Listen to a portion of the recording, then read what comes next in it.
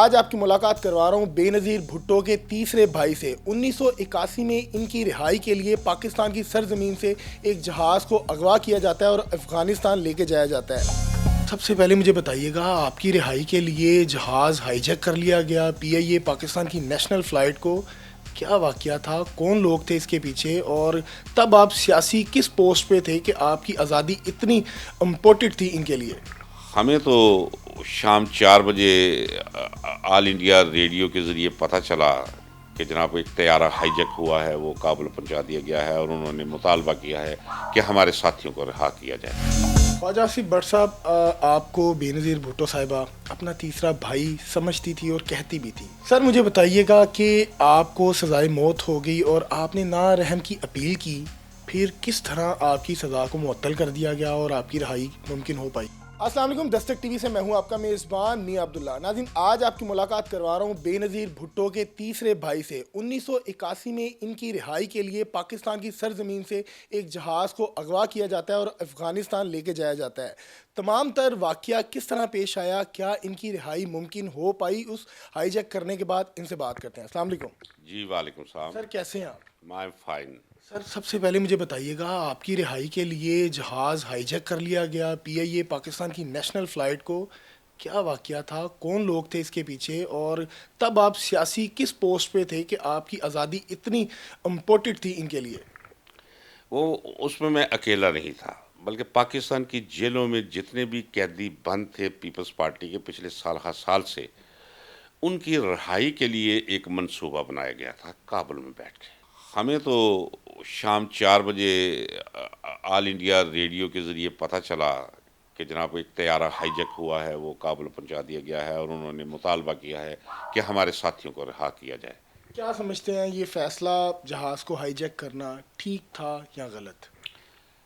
میں پہلے بھی کہہ چکا ہوں کہ یہ انتہائی غلط اقدام تھا، جس نے پاکستان کی تاریخ پہ بہت برے اثرات وہ مرتب کیے۔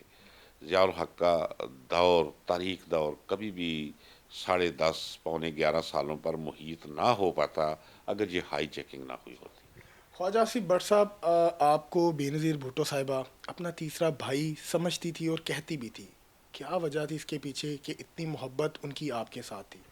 میرا صرف یہ تھا کہ ایک تو پیپلز پارٹی کے ساتھ محترمہ نصرت بھٹو کے ساتھ میرا ایک ذاتی سا تعلق اس پورے عمل میں آنے سے پہلے بھی تھا، یعنی اس گرفتاری سے پہلے بھی تھا۔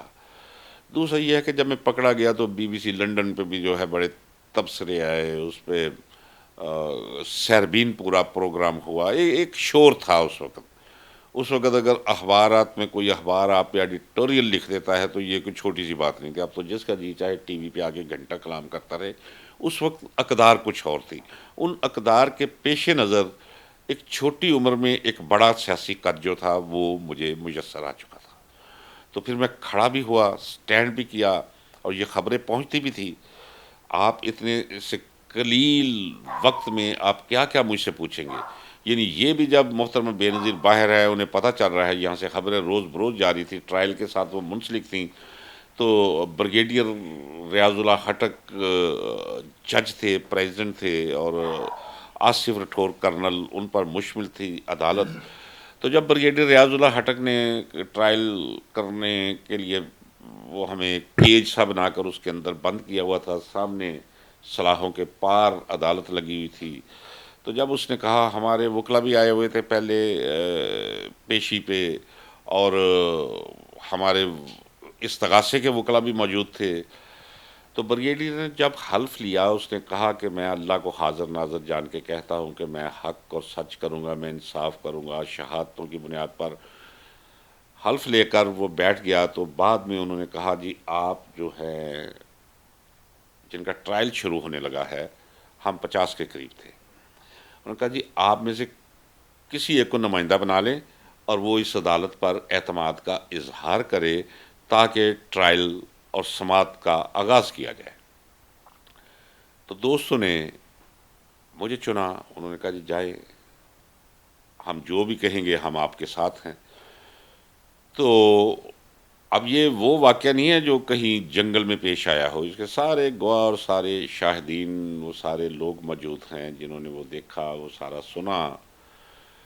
تو میں نے کہا تھا کہ جج صاحب دیکھیں، ابھی آپ نے کھڑے ہو کر کیپ اپنی میز پہ رکھ کر یہ حلف لیا ہے کہ میں اللہ کو حاضر ناظر جان کے کہتا ہوں کہ میں انصاف۔ میں نے کہا بریگیڈیئر صاحب آپ ایسے کریں، اتنا لمبا کام کرنے کی ضرورت نہیں، آپ ہمیں صرف یہ یقین دلا دیں قرآن پر ہاتھ رکھ کے کہ انصاف کرنا آپ کے بس کی بات ہے۔ تو وہ چپ تھا بریگیڈیئر۔ میں نے کہا بریگیڈیئر صاحب میں آپ کو بتاتا ہوں، جیک برانچ سے ایک پرچہ لکھا ہوا آئے گا جس پہ لکھا ہوگا فلاں فلاں فلاں فلاں کو سزائے موت دے دی جائے، اور آپ وہ پڑھ کے سنائیں گے۔ تو یہ کیا ضرورت ہے یہ سارا کچھ یہ کرنے کی؟ اور میں نے کہا جی بریگیڈیئر صاحب ایک بات یاد رکھیے گا، یہ میں اتمام حجت کے لیے آپ سے کہہ رہا ہوں کہ آپ سزائے موت دے دیں گے، یہ زندگی چند روزہ ہے، فانی ہے، ہر ایک کو یہاں سے کوچ کرنا ہے۔ کوئی 40 سال پہلے مجھ جیسا چلا جائے گا، آپ کو 20 سال اور گزار کے آ جائیں گے، لیکن یاد رکھیے گا کہ شکل سے آپ مجھے کسی شریف ماں باپ کے بچے نظر آتے ہیں، لیکن کام آپ کے ذمہ بہت غلیظ لگا دیا گیا ہے۔ میرا آپ کو مشورہ ہے کہ آپ ابھی بیلٹ یہاں رکھیں، ٹوپی چھوڑیں اور بھاگ جائیں۔ اگر آپ نے سزائے موت ہمیں دے دی تو آپ کی نسلوں پہ یہ پوری قوم تھو تھو کرتی رہے گی۔ تو اس کے باوجود بھی جب انہوں نے وہ مقدمہ چلانے کی کوشش کی تو پھر میں نے کہا جی میری ایک بات اور سن لیں۔ وہ ایک بات کہتے تقریباً پونے گھنٹے تک میں وہ کرتا۔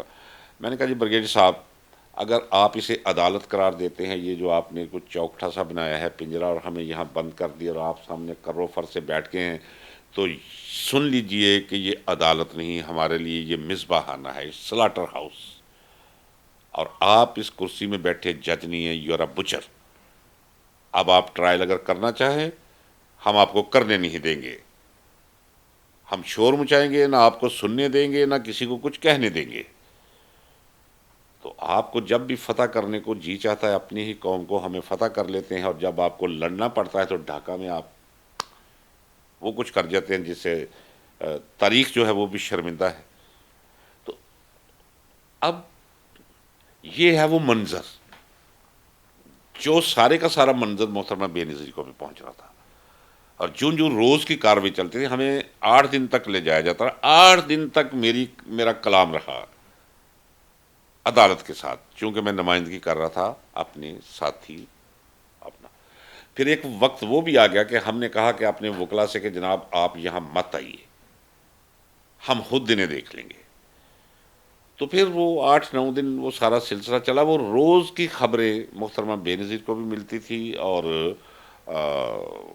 بلکہ بی بی سی لنڈن جو ہے وہ سن سنا کے یہ بھی تھا، انہوں نے بعد میں جو ہے وہ بھی اہتمام کیا کہ یہاں سے خبر باہر نہ جائے، لیکن خبر جو ہے وہ بغیر پر کے اڑتی ہے، وہ نہیں رکتی۔ کیسے رکے گی خبر، کیسے رکے گی اندر سے باہر نہ جائے؟ سو خبر نکل جاتی تھی۔ تو وہ ان دنوں خاص کر بی بی سی لنڈن وہ روزانہ نہیں تو ہر دوسرے تیسرے دن اس پہ جو ہے وہ اپنی، کیونکہ ایک بڑا یہ ہارڈ ایشو تھا نا، رپورٹ، ٹھیک ہے نا جی۔ سر مجھے بتائیے گا کہ آپ کو سزائے موت ہو گئی اور آپ نے نا رحم کی اپیل کی، پھر کس طرح آپ کی سزا کو معطل کر دیا گیا اور آپ کی رہائی ممکن ہو پائی؟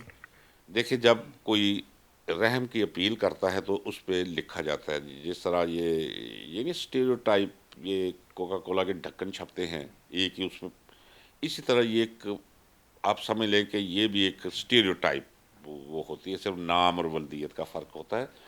اس پہ لکھنا پڑتا ہے کہ جناب میں نے جو کچھ کیا ہے میں اس پہ شرمندہ ہوں، آپ نے وہ کیا ہو یا نہ کیا ہو۔ آپ یہ نہیں لکھ سکتے اپیل پہ کہ میں نے یہ نہیں کیا تھا اور مجھے یہ سزا دے دی، یہ نہیں۔